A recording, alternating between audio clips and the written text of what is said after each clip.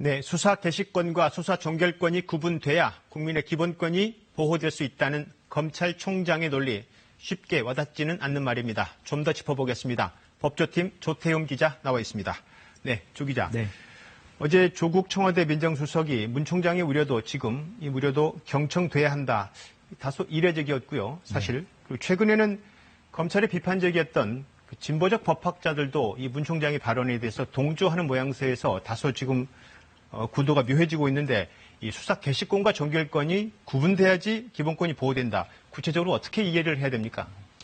그러니까 검찰이든 경찰이든 수사를 하게 되면은 강제로 부르는 소환을 하거나 아니면은 구속이나 압수수색 이런 기본권 제한이 있을 수밖에 없거든요. 예. 그런데 수사를 시작하는 기관 그리고 끝내는 기관이 같으면 이런 것들을 이제 좀 통제하기가 어려워질 수 있기 때문에 국민 기본권에 침해가 발생할 우려가 있다. 이런 지적으로 좀 이해를 할 수 있습니다. 통제가 어려워서 기본권 침해가 될 수 있다.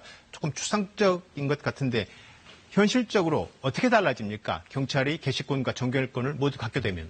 좀 복잡해서 숫자를 좀 보면서 설명을 드려야 될 것 같은데요. 현재 경찰에 입건되는 사람이 한 해 200만 명 정도 됩니다. 예. 경찰은 이 사람들을 조사한 다음에 현재는 전부 다 이 검찰에 넘기는데요. 예. 이 가운데 80만에서 90만 명 정도의 사건은 이 재판에 넘길 필요가 없다. 그러니까 불기소 의견을 달아서 이게 송치를 합니다. 예.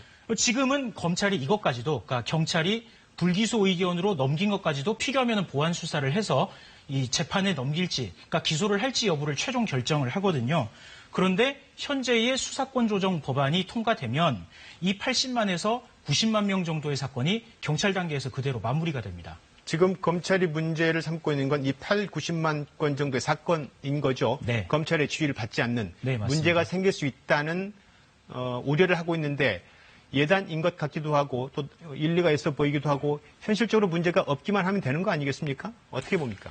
그러니까 사건 관계자들이 경찰이 수사한 결과에 대해서 아무런 불만이 없다면은 문제가 없습니다. 예. 그런데 피해자가 억울하다. 경찰이 수사를 했는데 이거 잘못됐다. 이러면은 이제는 이제 이 수사권 조정한 대로라면 검찰에 가서 이의 신청을 하는 방법밖에 없거든요. 예. 그런데 이렇게 되면은 변호사를 선임해야 돼서 비용이 추가로 들어가고 또 검찰이 뭐 재수사 요청 이런 걸 하면서 사건 처리가 계속 늘어질 수 있다는 게 검찰이 지적하는 부분입니다. 예. 또 문제로 삼는 게 뇌물 사건이나 마약 사건처럼 이의를 제기할 사람이 없는 경우인데요. 이 뇌물을 주거나 받은 사람, 또 마약을 한 사람이 그냥 이의 신청 안 하고 입을 닫아버리면은 사건이 그대로 묻힐 수 있다는 거죠. 예.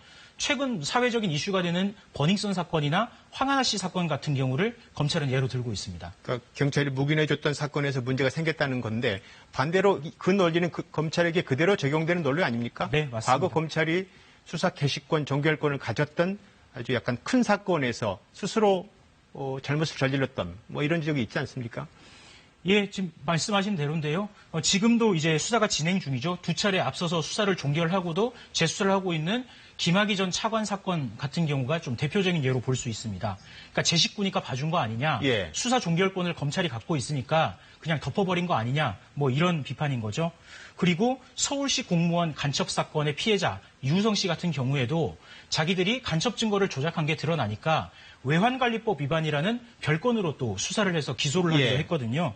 이 국민들의 이목이 집중된 특수수사 또 공안수사 같은 데서 이렇게 자의적인 권한남용이 많았다는 지적입니다. 예, 그래서 검찰의 지금 논리는 논리적으로는 맞는 말이지만 검찰의 과거 이력을 봤을 때는 약간 궁색해 보이기도 하고요. 예, 그런 지적을 충분히 하실 수 있고요. 그래서 검찰도 그런 문제점을 알고 있다, 반성하고 있다라고 얘기를 합니다. 지금 검찰의 직접 수사가 한 해 10,000건 정도인데 이 경찰하고 비교를 해보면은 0.5% 정도 되거든요.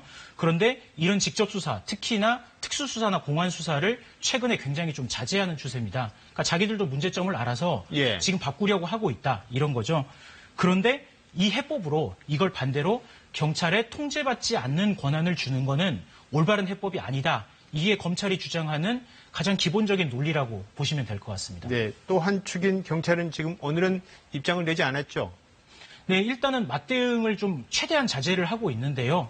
그러니까 이게 더 이슈화가 돼가지고 이거에 대해서 사람들이 관심을 갖고 좀 바꿔보자 이런 식으로 좀 이슈화가 되는 걸 경계하는 모양새라고 볼 수 있을 것 같습니다. 예. 다만 검찰이 영장 청구권을 그대로 갖고 있고 그리고 넘기지 않은 수사 기록을 달라고 하거나 재수사를 요청할 수 있기 때문에 검찰의 경찰에 대한 통제는 그대로라는 게 경찰의 입장입니다.